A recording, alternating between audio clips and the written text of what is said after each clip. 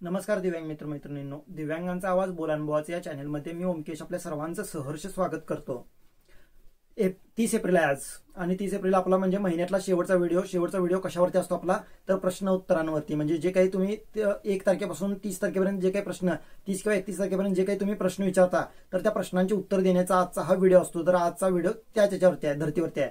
तर ते व्हिडिओ सुरू करण्याआधी किंवा प्रश्नांची उत्तर सांगण्याआधी मला तुम्हाला एक विनंती करायची होती की उन्हाळा खूप वाढतोय, म्हणजे तसा मार्च पासूनच वाढतोय तो, पण आता मे मध्ये तर कडक ऊन पडतंय तर जास्ती सगळ्या ठिकाणी उन्हाचं प्रमाण वाढतंय, म्हणजे 40 पर्यंत टेम्परेचर गेलेलं आहे. त्याच्यामुळे माझी एक विनंती असेल की तुमचं अति महत्वाचं काम असेल तरच तुम्ही बाहेर पडा घरातून, नाहीतर घरातून बाहेर पडू नका किंवा सावलीतून बाहेर पडू नका, हे माझं सांगणं असेल. कारण कसं असते, डोळ्याचा प्रॉब्लेम, लो विजन म्हणा किंवा डोळ्याचा प्रॉब्लेम जर असेल किंवा पायाने हँडिकॅप असेल किंवा हाताने हँडिकॅप असेल किंवा शरीरातलं दुसरं कुठलाही प्रकार असू दे, मी काय तसं म्हणत नाही की यांनाच फक्त त्रास होतो आणि बाकीच्यांना त्रास होत नाही, असं नाही. नॉर्मल लोकांनी ही काळजी घेतली पाहिजे. कारण चक्कर येण्याचं प्रमाण असू दे किंवा दृष्टीला कमी दिसण्याचं प्रमाण असू दे, असं बाकी कोणत्या ना कोणत्या अडचणी येत आहेत या उन्हामुळे. कारण ऊन खूप आहे, दरवर्षीप्रमाणे पेक्षा जास्त ऊन यावर्षी आहे. त्याच्यामुळे काळजी घ्या आणि अति महत्वाचं काम जर असेल तरच बाहेर पडा. तर आता आपल्या व्हिडिओला सुरुवात करूया. पहिला प्रश्न म्हणजे एका आपल्या मैत्रिणीला आणि अनेका मित्रांना पण मंत्र्यांचे नंबर हवे होते. म्हणजे जे काही आपल्या राज्यात आता मंत्री आहेत, मंत्री महोदय आहेत, मग ते देवेंद्र फडणवीस असतील किंवा दादा भुसे जे असतील किंवा अजित पवार जे असतील, एकनाथजी शिंदे असतील, या सगळ्या मंत्र्यांचं वैयक्तिक कोणाचा तरी नंबर हवे होते. तर ते नंबर जर मला आता मिळालेले आहेत नंबर, तर तुम्ही नंबरला जर तुम्हाला हवा असेल तर तुम्ही मला व्हॉट्सअपला मेसेज करा. व्हॉट्सअपला हाय म्हणून मेसेज करा आणि मला नंबर हवेत म्हणून सांगा, तर मी तुम्हाला लगेच व्हॉट्सअपला ते नंबर पाठवून देईन. तर मला व्हॉट्सअप कसं करायचं, तर माझा व्हॉट्सअप नंबर आहे 7498018385. या नंबरला तुम्ही व्हॉट्सअप करू शकता. या व्हॉट्सअपला केला की तुम्हाला मी नंबर पाठवून देईन. दुसरा प्रश्न होता की जर आम्ही दिव्यांग आहोत, म्हणजे पती पत्नी दिव्यांग आहोत आणि आमच्या मुलांना शिक्षणासाठी काहीतरी योजना आल्या पाहिजेत वगैरे असं विचारणा होती. तर त्याच्यासाठी सांगू इच्छितो की योजना आल्या पाहिजेत नाही, ती योजना आहेत. म्हणजे दिव्यांग जर आपण आई वडील असू आणि मुलं आपली जर नॉर्मल असतील तर आपल्या मुलांना शिकण्यासाठी मदत करण्यासाठी शिष्यवृत्त्या आहेत भरपूर. तर त्या भरपूर अशा म्हणणार नाही, पण आहेत, कुठल्या तरी आहेत, पण आहेत योजना. तर त्या योजनेपर्यंत आपण पोहोचलं पाहिजे. मग ते शाळेत असू दे किंवा मग कॉलेजमध्ये असू दे, 12वी पर्यंत तरी मुलांना मिळतं, हे माझ्या माहितीनुसार आहे. त्याच्यामुळे 1ली ते 7वी पर्यंत एक 2-2.5 हजार रुपये मिळतात आणि 7वी ते 10वी किंवा 7वी ते 12वी पर्यंत 10,000 5,000 असं काहीतरी एक रक्कम दिली जाते. तर त्याचे फॉर्म वर्षाला भरावे लागतात. ते तुम्ही पंचायत समितीला किंवा जिल्हा परिषदच्या ह्याच्यात तुम्ही चौकशी करू शकताय, समाज कल्याण विभागाला, तर तिथून तुम्ही फॉर्म भरू शकता. अजून एक होतं की जी मागे अंगणवाडी सेविकांची भरती झाली, म्हणजे अंगणवाडी सेविका असतील, अंगणवाडी शिक्षिका असतील, यांची भरती जी झाली, तर त्यामध्ये दिव्यांग महिलेला, एका आपल्या दिव्यांग मैत्रिणीला वय वाढ दिलं नाही किंवा 43 वयाच्या आत असून सुद्धा तिला भरती करून घेतलेलं नाही आहे. तर मी सांगू इच्छितो, त्यामध्ये माझ्या मते, म्हणजे मी जितका अभ्यास केला तितका अभ्यासानुसार मला त्यात घोळ झालेला दिसतोय. म्हणजे तुमच्या बाबतीत म्हणत नाही मी, सगळ्यांच्या बाबतीत. कारण का बाकीचे सगळे जागा भरले आहेत ना, म्हणजे मग पोस्टाचे असू दे, रेल्वेचे असू दे किंवा एमपीएससी धर्तीवरती कोणतेही असू देत किंवा जे काही कोर्टामध्ये भरल्या जागामध्ये किंवा जे काही ग्रामपंचायती लेवलला भरल्या सगळ्या जागा या ऑनलाईन घेतल्या होत्या. ऑनलाईन फॉर्म भरायला सांगितलं होतं आणि ह्या मात्र अंगणवाडी सेविकाच्या मात्र ऑफलाईन फॉर्म भरायला लावले होते जिल्ह्याच्या. त्याच्यामुळे त्यांना हव्या त्याच लोकांना त्यांनी नोकरीवरती ठेवून घेतलेलं आहे. म्हणजे हव्या त्या महिलांना किंवा हव्या त्या मुलींनाच त्यांनी तिथं नोकरी दिलेली आहे, असं त्याच्यातून एक निष्कर्ष काढता येऊ शकतो आपल्याला. त्याच्यामुळे आपल्या दिव्यांगांच्यावरती अन्याय होणार तो हे तर जग जाहीर होतं. कारण का दिव्यांगांना त्यांना न्याय द्यायचा नाहीये किंवा दिव्यांगाच्या हाताला काम द्यायचं नाहीये, असंच दिसतंय या सरकारचं.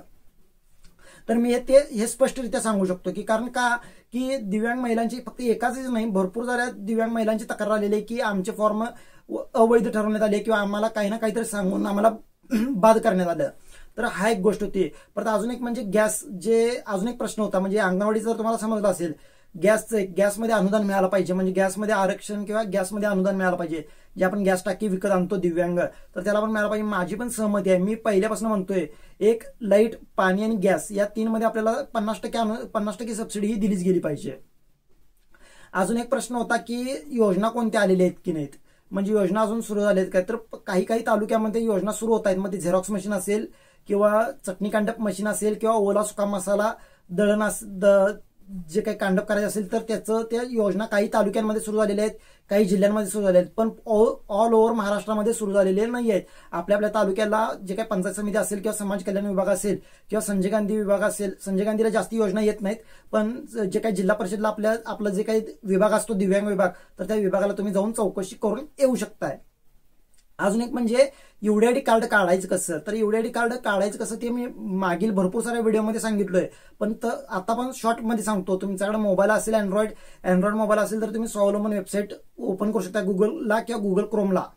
स्वावलंबन वेबसाईट ओपन करायची, तर न्यू रजिस्ट्रेशन करायचं. न्यू रजिस्ट्रेशन केल्यानंतर मोबाईलवरती सुद्धा करता येतं किंवा तुमच्या कॉम्प्युटरवरती लॅपटॉपवरती सुद्धा तुम्ही करू शकता ते. तर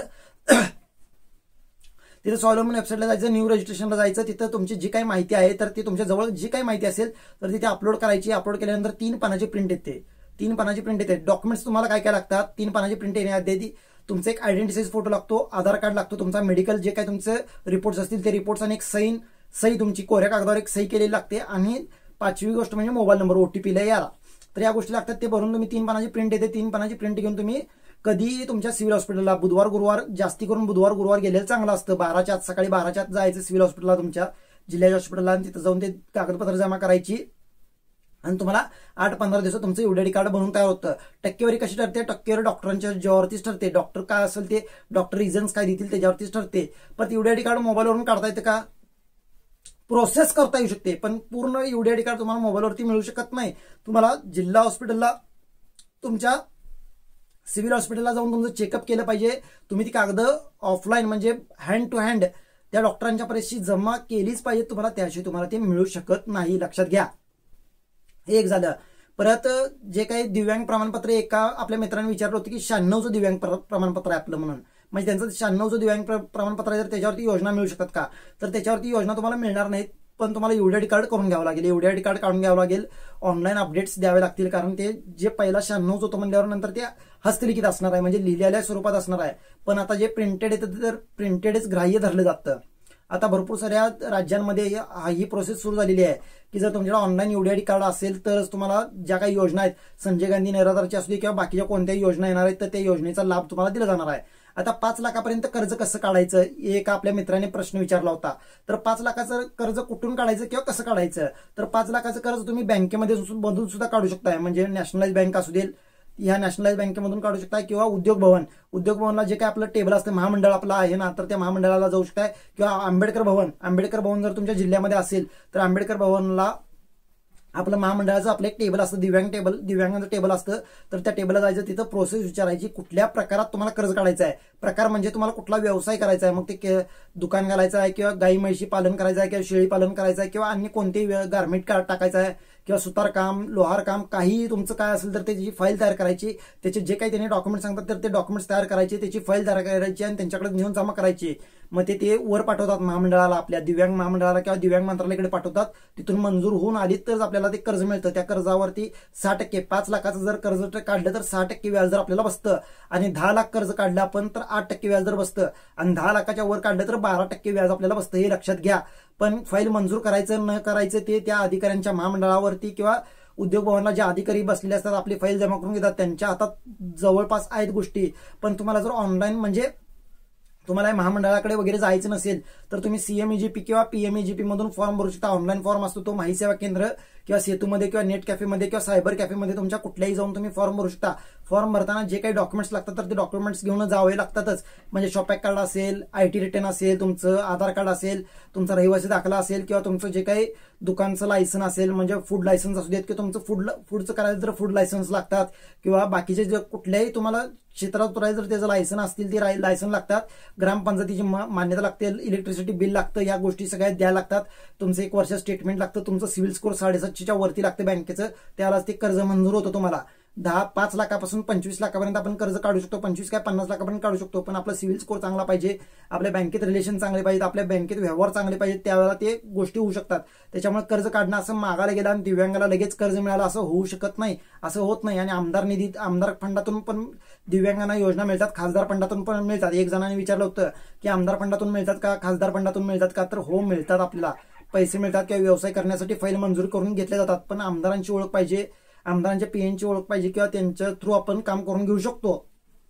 या गोष्टी आपण सहजरित्या करू शकणाऱ्या नाही आहेत, पण करू शकतो आपण. अजून एक, आमची पेन्शन 3-3, 4-4 महिने झाले, दर महिन्याचा प्रश्न हा, की आमची पेन्शन अजून आलेली नाही आहे किंवा आमची पेन्शन येत नाही आहे. तर पेन्शन न येण्याचं कारण तुम्ही स्वतः आहात. कारण आमची तर येते की हो, आम्ही प्रोसेस पूर्ण केलेली आहे. आम्ही डीबीटीची प्रोसेस असू दे, बँकेची प्रोसेस असू दे, बँकेत हयातीचा दाखला नेणं असू दे, किंवा संजय गांधीच्या ऑफिसमध्ये जाऊन व्यवस्थित आपले डॉक्युमेंट जमा आहेत की नाही बघून येणं असू दे, हे सगळं आम्ही सगळे केलेले आहोत. म्हणजे माझ्या ओळखीतले माझे मित्रमैत्रीण असतील ते सगळ्यांनी केलेलं आहे. त्यांची वेळोवेळी वेळच्या वेळी पेन्शन येते त्यांची. मग तुमचीच काय येत नाही? तुम्ही काहीतरी चुका केलेल्या आहेत. चुका केलेल्या काहीतरी असू शकतात, एखादं डॉक्युमेंट्स दिलेलं नसेल किंवा तिथं डॉक्युमेंट्स मागत असतील आणि तुम्ही तिथं गेलाच नाही. पण तुम्ही उगाच मी जाऊन आलोय असं म्हणू शकत नाही. तुम्ही गेलं पाहिजे, तुमचं बँक चालू आहे काय बघायला पाहिजे, म्हणजे बँकेचं खातं तुमचं चालू आहे की नाही बघितलं पाहिजे एकदा जाऊन त्या बँकेमध्ये, किंवा तिथं डॉक्युमेंट्स काय दाखवतात काय बघायला बघितलं पाहिजे. तिथला ब्रांच मॅनेजर असतील किंवा जे काही शाखा अधिकारी असतात तर त्या शाखा अधिकाऱ्यांची भेट घेतली पाहिजे. तुमचं पासबुक दाखवलं पाहिजे. तिथं तुम्ही चौकशा केल्या पाहिजेत. संजय गांधीच्या ऑफिसला जर गेलं पाहिजे, तुम्ही डीबीटी झालंय का नाही चौकशी केलं पाहिजे. ओटीपी आलता काय, या सगळ्या गोष्टी आपण बघितल्या पाहिजेत ना. आपण स्वतः बघितल्याशिवाय आपल्याला पेन्शन येत नाही. आणि किती महिन्याची, 6 महिन्याची तटू दे नाही तर 8 महिन्याची तटू दे, तटलेली पेन्शन तुमची सगळी येते. असं नाही की तटलेली पेन्शन मागे गेले आणि आता पुढं, तसं नसतं. मागची किती जरी पेन्शन तटली असेल तर तुमची येते. आणि पहिला एक गोष्ट लक्षात घ्या, तुमच्या नावावरती खाते किती येते बघून घ्या. कारण आपण काय होतं, अनावधानाने आपण दुसऱ्या बँकेत खाते काढलेलं असतो कशासाठी पण. मग आपण ते फायनान्स डिपार्टमेंट, म्हणजे फायनान्सचे आता कर्ज भरपूर मिळत आहेत, 40,000, 50,000, 80,000 असे कर्ज मिळतात. त्यासाठी आपण बँक ऑफ इंडियामध्ये असेल किंवा HDFC बँकेत असेल किंवा महाराष्ट्र बँकेत असेल किंवा इंडियन ओव्हरसीज मध्ये किंवा विदर्भ कोकणमध्ये ते अशा खाते काढलेत का आपण ते पहिला बघितलं पाहिजे. आणि जर खाते काढले असतील अनावधानाने, जाणून बुजून किंवा विसरलो सुद्धा असतो की 10 वर्षा पाठीमागे आपण खातं काढलेलं असेल किंवा 5 वर्षापूर्वी किंवा 2 वर्षापूर्वी खातं जर काढलेलं असेल, आपल्या लक्षात नसू शकतं ना. असं कुठं ब्रीद लिखित म्हणजे लिहून ठेवलेलं नाही, ठळक न फुसायसारखं अक्षर नाही आहेत ना ते, की मी खातं काढलंय आणि मी विसरून जाणारच नाही. मी काय गोष्टी केल्यात, मी आयुष्यात आता आजपर्यंत काय केल्यात ते सगळ्याच गोष्टी माझ्या लक्षात असतील, असं होऊ शकत नाही. त्याच्यामुळे लक्षात घ्या, एकदा चेक करा. तुम्हाला लक्ष देत नसेल, तुम्ही बँकेत खाते कुठल्या काढलाय, तर तुम्ही तुमच्या माहिती सेवा केंद्रामध्ये जाऊन तुमचा आधार कार्ड जरी नसता तिथं टाकला ना, आधार कार्ड नंबर जरी टाकला तरी तिथं तुमच्या बँकेत कोणत्या बँकेत खाते ते सुद्धा समजतं. त्याला सांगायचं माझे कोणत्या बँकेत खाते ते जरा चेक कर म्हणून, किंवा तुमच्या जवळच्या कुठल्याही बँकेत गेला आणि बँकेमध्ये सुद्धा तिथं आधार कार्ड नंबर जरी टाकलं तरी सुद्धा कळतं कोणत्या बँकेला तुमचा आधार कार्ड KYC केलेला आहे. आणि तुम्ही म्हणत असाल की आता मी KYC मागील महिन्यामध्ये किंवा ह्या महिन्यामध्येच मी ह्या बँकेत KYC करून घेतलोय, पण ते कसं असते, एखाद्या वेळेस ती KYC तुम्ही केला असाल पण त्या बँकेकडून ती KYC पूर्ण झाली नसेल तर, कारण तुमच्या आधार कार्डला मोबाईल नंबर लिंक नसू शकतो किंवा तुमच्या आधार कार्डमध्ये चुका काहीतरी असू शकतात किंवा तुमचा फोटो चुकीचा असू शकतो किंवा तुमचा फोटो जुना असू शकतो. यामुळे KYC सुद्धा रखडतात. हे गोष्ट लक्षात घ्या. KYC तुमची रखडू शकते. त्याच्यामुळे तुम्ही हे केलं पाहिजे काय, की एकदा बँकेत चेक केलं पाहिजे बँका कोणत्या आपण कोणत्या खात्याला जॉईंट खातं काढलेलं आहे काय, आई वडिलांसोबत आपलं किंवा आपल्या पत्नीसोबत किंवा आपल्या मुलासोबत जॉईंट खातं शाळेसाठी ते वगैरे काढतो, तर त्या खात्यामध्ये सुद्धा पेन्शन आलेली असू शकते. एवढं लक्षात घ्या. डीबीटी जर केला असाल तर तुम्ही, आणि जर तुमच्याकडूनच राहता येते त्याच्यामुळे तुम्हाला प्रयत्न करावा लागणार आहे, तुम्ही डॉक्युमेंट्स काढून आणावे लागणार आहेत किंवा डॉक्युमेंट्स तिथं जमा करून यावे लागणार आहेत. अजून एक प्रश्न म्हणजे हे पेन्शनचा जर प्रश्न सुटला असेल तुमचा, तरी सुद्धा तुम्हाला अडचणी असतील तर मला कॉन्टॅक्ट करा, मला फोन करा. मी तुम्हाला सविस्तर सांगण्याचा प्रयत्न करतो किंवा तुमचा प्रश्न सोडवण्याचा प्रयत्न नक्की करतो मी. परत आता अजून एक प्रश्न म्हणजे शेळीपालन. दिव्यांगांना शेळीपालन करता येतं का? दिव्यांगांना शेळीपालनासाठी कर्ज मिळतं का? दिव्यांगांना शेळीपालनामध्ये अनुदान मिळतं का? तर हो, शेळीपालनासाठी कर्ज मिळतं, शेळीपालनासाठी अनुदान मिळतं. अनुदान हे 50% मिळतं. ते घेऊन आपण शेळीपालन करू शकतो आणि अगदी कमी कष्टाचा खर्च आहे. कमी कष्टाचा व्यवसाय आपल्याला करता येऊ शकतो. म्हणजे गाई म्हशी असतील किंवा शेळीपालन, किंवा आपण बऱ्यापैकी दिव्यांग हे गावामध्ये राहतो, म्हणजे शहरी भागात कमी राहतो पण गावाकडे ह्याच्यात राहतो. मग 10-20-50 शेळ्या आपण पाळून दिवसा फिरवून आणून त्यांना जगवू शकतो आणि त्याच्यातून आपलं आर्थिक जे काही आपलं म्हणजे नोकरी नसलेल्याचं दुःख आहे किंवा व्यवसाय नसलेल्याचं दुःख आहे तर ते दुःख आपण दूर करू शकतो. हे मात्र गोष्ट लक्षात घ्या. फक्त एक गोष्ट आहे की 90% अनुदान आपल्याला मिळत नाही, एवढं मात्र लक्षात घ्या. घरकुल योजनेचे फॉर्म सुरू असतातच नेहमी. तुम्ही तुमच्या ग्रामपंचायतीला किंवा नगरपालिकेला किंवा नगर परिषदेला तुम्ही जाऊन चौकशी करू शकता आणि तिथं फॉर्म भरू शकता. काही जिल्ह्यांमध्ये काही तालुक्यांमध्ये ऑनलाईन फॉर्म सुद्धा घरकुलचे भरायचे चालू आहेत. शेळीपालनाचं जसं ऑनलाईन फॉर्म असतात तसं याचे पण ऑनलाईन फॉर्म भरायचे आहेत. गाई म्हशीचा पण व्यवसाय करू शकतो आपण. गाई म्हशीचा गोटा बांधू शकतो, त्यातून गाईपासून दूध निघणारं त्या दुधाचं उपपदार्थ बनवू शकतो, म्हणजे श्रीखंड असेल, आम्रखंड असेल, आईस्क्रीम असेल, बासुंदी असेल, पेढे असतील, हे दही, ताक, दूध हे आपण तयार करून विकू शकतो, किंवा दूध सुद्धा कच्चं विकू शकतो आपण. म्हशींचा पण व्यवसाय करू शकतो आपण, म्हशी आणून म्हशी पाळून ते मोठे करून भरपूर साऱ्या डेअऱ्या त्याला अनुदान देत आहेत. भरपूर सारे गव्हर्नमेंटचे जे काही महामंडळाकडून आपल्याला त्यातून सुद्धा अनुदान दिलं जातंय, तर ते कर्ज दिलं जातंय, तिथून सुद्धा आपण घेऊ शकतो कर्ज, आणि तिथून सुद्धा आपण ते व्यवसाय करू शकतो. तर या गोष्टी आहेत. नोकरीसाठी आता जॉब सारखे सारखे निघतात, आपण अपडेट घेतलं पाहिजे, आपण युट्यूबवरती बघितलं पाहिजे आणि अपडेट्स घेतले पाहिजे, आणि त्याच्यानुसार आपण फॉर्म भरता आले पाहिजे. तर रेल्वेच्या आता 15 जून पासून 10 जून पासून एक्झाम सुरू होत आहेत, ते ऑगस्टपर्यंत एक्झाम राहणार आहेत. तुमची कधी हॉल तिकीट येते तुमच्या ईमेल आयडी वरती चेक करा. हॉल तिकीट आले की तुमचं एक्झाम द्या. तुम्ही जर हँडिकॅपचं कोटा निवडला असेल तरच तुम्हाला रायटर निवडता येणार आहे, एवढे मात्र गोष्ट लक्षात घ्या. तुम्ही जर हँडिकॅपचं ऑप्शन सिलेक्ट केलं नसेल त्यावेळेला, पुढे बघू म्हणलं असेल, तर तुम्हाला तिथं रायटर घेऊन बसता येणार नाही, लक्षात घ्या.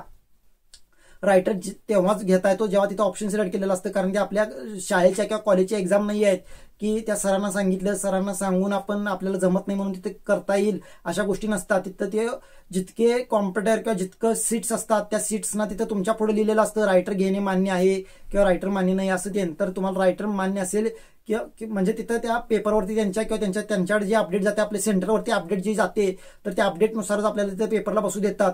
मी परवा बघितलंय की एका माझ्या मित्राला की अर्धा तास झाल्यानंतर त्याला उठवले रायटर घेऊन बसलेला म्हणून, कारण तो रिलेशन मधली रायटर होती त्यांची, म्हणून त्यांना उठवण्यात आलं, पेपर लिहू दिला नाही. अशा गोष्टी होतात. त्याच्यामुळे काळजी घ्यायची. पहिला आपण काय केलंय काय नाही हे पण लक्षात असलं पाहिजे आपल्या. अजून योजना भरपूर येणार आहेत, आता येतील असे अपेक्षा ठेवूया. ई रिक्षाबाबत अजून एक प्रश्न सारखा ई रिक्षाबाबत मी खरं सांगू काय, मला काही अपडेट नाहीये. का अपडेट नाहीये याचंही कारण देतो, कारण त्यांचा फोनच चालू नाहीये. त्यांनी जे 2 नंबर दिले होते तर ते दोन्ही नंबर चालू नाहीयेत, स्विच ऑफ दाखवत आहेत. मग मला अपडेट कसं असणार, त्यांच्याशी संपर्कच होत नाहीये तर अपडेट कसं राहणार. पण भाऊंनी जे आंदोलन झालं रायगडच्या पायथ्याशी जे आंदोलन झालं होतं त्यावेळेला फडणवीस साहेबांना आणि अजित पवार जे असतील, एकनाथजी शिंदे असतील, त्यांच्या समोर मांडला होता मुद्दा ई रिक्षा सुद्धा. तर त्याच्यामध्ये काही सांगण्यात आले की योजना ती चालू राहणार आहे किंवा ती दिली जाणार आहे म्हणून, पण अजूनपर्यंत का दिली जात नाहीये किंवा अजून नवीन इलेक्ट्रिक रिक्षा आपल्यापर्यंत का पोहोचत नाहीयेत याच्याबाबत मला कोणतीही कल्पना नाहीये. त्याच्यामुळे मी काही सांगू शकत नाही. तुम्हीच जरा इकडे तिकडे तुमचे लिंकला वापरा, तुमच्या ओळखीचे कोणी आहेत का बघा आणि त्यांच्याकडून ते हे करून घ्या. परत आता अजून एक प्रश्न म्हणजे लो विजन, म्हणजे आता ई रिक्षा झाला विषय. आता लो विजन म्हणजे ज्यांना अल्पदृष्टी आहे त्यांना रेल्वे पास मिळतो का, तर माझं मत आहे अल्पदृष्टीला पण रेल्वे पास मिळतो. मला मिळाला, मी अल्पदृष्टीचा आहे ना, पण माझं 100% दाखला आहे. यूडीआयडी कार्ड किंवा आपल्या हँडिकॅप सर्टिफिकेट हे 100% हवं. डोळ्याने मूकबधीर आणि कर्णबधीर हे 100% असेल तरच तुम्हाला रेल्वे पास मिळतो आणि रेल्वेतून प्रवास करता येतो, त्याशिवाय येत नाही. यूडीआयडी कार्ड आपल्याकडे असेल तर दिव्यांग डब्यातून आपण जनरल मधून प्रवास करू शकतो, पण ते कसं आहे तिथं धरलं तर आपल्याला तिथं भरपाई ही द्यावी लागते. परत मूकबधीर पण 40, 50, 60, 70, 80% असेल तर तुम्हाला मिळत नाही, तुम्हाला ते रेल्वे पास मिळत नाही. रेल्वे पास ज्याला ऑनलाईन फॉर्म भरायला जातो त्यावेळेला रिजेक्ट होतं. आता काही मुंबई डिव्हिजनला असेल किंवा हैदराबाद डिव्हिजनला असेल किंवा इकडे गुजरात साईडला ते ऑनलाईन केलेला आहे, ऑनलाईन रेल्वे पास काढता येतो, पण बाकीच्या ठिकाणी अजून चाललेलं नाही, हळूहळू चालू होईल ते, पण रेल्वे पास काढता येत नाही. जर तुमचं 100% दाखला असेल तर. पण यूडीआयडी कार्ड तुमच्या जवळ असेल तर तुम्ही तिथल्या तिथे लोकलला जवळपास एक 50, 60, 100 किलोमीटर मध्ये प्रवास करणं असेल तर तुम्हाला करता येतं. एवढं काय असं होत नाही, पण चेकरची जबाबदारी आपली असते. म्हणजे चेकरनं जर पकडलं तर त्याचं काय बोलायचं काय करायचं ते आपलं करावं लागतं, कारण रेल्वे पास आपल्या जवळ नसतो, रेल्वे पास आपल्याला मिळालेलाच नसतो. यूडीआयडी कार्डवरती आपण वेळ मारून नेण्याची तयारी आपली असायला पाहिजे, त्यावेळेलाच ही रिस्क घेऊ शकतो. मी तर सांगेन की आपल्याला रेल्वे पास मिळत नाही, म्हणजे लो विजन ज्यांचा 99% जरी असेल तरी सुद्धा रेल्वे पास मिळत नाही, एवढं लक्षात घ्या. अजून एक विमान प्रवास किंवा विमानाचा पास कुणाला मिळतो तर 100% अंध असेल, 100% अंध किंवा 100%चा दाखला ज्याच्याकडे असेल त्याला, किंवा 80%च्या वरती ज्याचं लोकोमोटर डिसेबिलिटी असेल त्यालाच मिळतं. मग 100% मूकबधीर किंवा 100% कर्णबधीर असेल तरी सुद्धा त्याला मिळत नाही. आणि 40%, 50%, 60% जरी ज्याचं लोकोमोटर असेल म्हणजे मग हाताने पायाने तर त्याला सुद्धा मिळत नाही. 90% असेल तरी सुद्धा मिळत नाही. ज्याचं 100% आणि डोळ्याने 100% पाहिजे आणि लोकोमोटर म्हणजे हाताने पायाने एक हात नसेल एक पाय नसेल त्याचं 80%च्या वरती असायला पाहिजे, त्यालाच ते दिलं जातं. परत रेल्वे पास लोकोमोटो किंवा डोळे कान आणि तोंड यांचं 100% पाहिजे आणि बाकीच्यांना 40%च्या पुढे कुठलंही चालतं. मग ते टेम्पररी असू दे किंवा परमनंट असू दे. पॅरालाइज झालेलं 40% असू दे, 50% असू दे, कुणालाही रेल्वे पास काढता येतो. फक्त डोळ्याने 100% पाहिजे, तोंडानं आणि कानानं हे कळालं असेल तुम्हाला. या गोष्टी आहेत, या गोष्टी पाहिजेतच. परत दिव्यांग मुलींना शिक्षणासाठी आता भरपूर साऱ्या गोष्टी, आता समर वेकेशन सुरू होत आहे, म्हणजे उन्हाळ्यात सुट्टी सुरू होत आहेत. तर मुलं पण असू देत किंवा मुली असू देत, पुण्यासारखं किंवा नागपूरसारखी सिटी असू दे, नाशिक असू दे, मुंबई असू दे, यासारख्या शहरांमध्ये कॅम्प सुरू होत आहेत. कॅम्प म्हणजे 15 दिवसाचा 10 दिवसाचा ट्रेनिंग कॅम्प असतो. कुठे इलेक्ट्रिक वस्तू तयार कशा करायला शिकवतात, कुठे मातीपासून वस्तू कशी करायला शिकवतात, कुठे लाकडापासून कशी वस्तू करायला शिकवतात, किंवा कुठे कॉम्प्युटर शिकवतात, कुठे टेलिकॉमचे जे काही धडे असतील म्हणजे फोनवरती बोलायचं कसं, किंवा टेलिकॉमचे कंपनीमध्ये जॉब कसा करायचा, ते तसले ट्रेनिंग दिले जातात. भरपूर साऱ्या कोर्सेस सुरू होत आहेत. फ्री ऑफ कॉस्ट असतात, काही ठिकाणी फ्री ऑफ कॉस्ट असतात, काही ठिकाणी पैसे घेऊन करतात. पण त्या ह्या आता जे काही उन्हाळी सुट्टी मिळाली त्याचा फायदा घ्या. कोर्स करा, MSCIT असतील किंवा टॅली असेल, भरपूर सारे कोर्स आता सुटत आहेत. तर त्या कोर्स घर बसल्याही आपण करू शकतो. घर बसल्याही करा. गुगलवरती सर्च करा, युट्यूबवरती सर्च करा, किंवा सोशल मीडियावरती सर्च करा. तुम्हाला फ्री ऑफ कॉस्ट जे काही स्कीम्स असतील किंवा कोर्सेस असतील तर त्या कोर्सेसचा फायदा करून घेण्याचा प्रयत्न करा. हे 2 महिने घरात बसून इंस्टाग्राम स्क्रोल किंवा व्हॉट्सअपवरती मेसेज करण्यात किंवा युट्यूबचे व्हिडिओ बघण्यात वेळ घालवण्याऐवजी शिकण्यात घालवा आणि आपली कला जोपासण्यात घालवा. काही ना काही आपल्याला मिळतंच. फक्त आपल्याकडे कला असली पाहिजे, त्या कलेचा वापर करता आला पाहिजे. ते कलेचा वापर कसा करायचा आपल्याला जरी माहित नसेल तर त्या आपण ज्या कोर्सला जॉईन होतो तर त्या कोर्समध्ये आपल्याला भरपूर सारे टीचर्स सर्स भेटतात आणि ते सर्स टीचर्स आपल्याला चांगली चांगली माहिती देतात. त्याच्यामुळे तुम्ही तिथून करू शकता. परत मला संपर्क माझ्याकडे आता म्हणजे मी कुणाला फोन करू शकत नाही. त्याच्यामुळे तुम्हीच, मी जर सांगितलं असेल 5 मिनिटांनी करा, 10 मिनिटांनी करा, तरी सुद्धा तुम्हीच एक अर्धा तासानं फोन तुम्हीच करायचं मला. माझा नंबर मी परत एकदा देतोय, 7498018385 या नंबरला तुम्ही फोन करू शकता, व्हॉट्सअप करू शकताय आणि तुमच्या मनातील जे काही प्रश्न आहेत तर ते प्रश्न मला सांगू शकताय, विचारू शकताय, ते सोडवून घेऊ शकताय. आणि अजून एक शेवटीला म्हणजे सगळ्यांनी म्हणजे ज्यांना ज्यांना माझे व्हिडिओ आवडत आहेत, ज्यांनी माझी स्तुती केली आहे, ज्यांनी मला म्हणजे माझे जे काही मी मुद्दे मांडते त्याच्याबद्दल तुम्ही मला प्रोत्साहन दिलेलं आहे, तुम्ही माझे कौतुक केलेलं आहे, त्याच्याबद्दल मी आयुष्यभर तुमचा ऋणी राहीन. एवढंच मी सांगतो. मी तुमचे धन्यवाद मानणार नाही, कारण मी तुम्हाला आपलं मानलंय. त्याच्यामुळे मी तुम्हाला थँक्यू पण म्हणणार नाही, सॉरी पण म्हणणार नाही. हे मात्र गोष्ट लक्षात घ्या. फक्त मी तुमचे आयुष्यभर कृतज्ञ राहीन एवढंच. फक्त तुमची साथ हवी आहे. मी जितके प्रयत्न करतोय त्याच्या 50% तरी तुम्ही पण मला सपोर्ट दिला पाहिजे असं मला वाटतंय. तर या गोष्टी झाल्या पाहिजेत. या गोष्टी तुम्ही कराल, किंवा पेन्शन आणि अंत्योदय आणि ते ई रिक्षा सोडून तुमचेही स्वप्न असतील, तुम्हालाही दुसऱ्या गोष्टी वाटतात करायला, तर त्याचा फक्त विचार करा आणि ते करण्याचा प्रयत्न करा. मी एवढंच सांगेन. सरकारी नोकरी असेल, व्यवसाय असेल, किंवा तुमचा जो काही छंद आवडणारा छंद जोपासायला शिका. तो छंद पूर्ण करण्याकडे वाटचाल करा. स्वप्न बघायला शिका. पहिलं म्हणजे स्वप्न बघायला शिका. आणि आपल्याकडे दिव्यांगत्व आहे, त्या दिव्यांगाला कुरळत बसू नका. आपल्याला त्या दिव्यांगत्वातून बाहेर पडायचं आहे, एवढं मात्र लक्षात ठेवा. आयुष्यभर त्या दिव्यांगत्वात राहायचं नाहीये आणि फक्त 4 लोकांचं ऐकत बसायचं नाही की तू दिव्यांग आहे हे ऐकायचं नाहीये. आपल्याला त्यातूनही काहीतरी, आपल्याकडे एखादा हिस्सा नाही म्हणून आपण गप बसायचं नाही, तर काहीतरी करून दाखवायचं आहे. एवढंच गोष्ट लक्षात ठेवा. एवढंच मी सांगेन. आता पुढच्या आपण महिन्यामध्ये भेटणारच आहोत आणि वेगवेगळे विषय घेऊन येणारच आहोत. तरी पण तुम्हाला आणि कोणत्या विषयाबद्दल माहिती हवी असेल तर नक्की कमेंट बॉक्समध्ये व्यक्त व्हा. आता आपण भेटूया पुढच्या व्हिडिओमध्ये. तोपर्यंत जय महाराष्ट्र.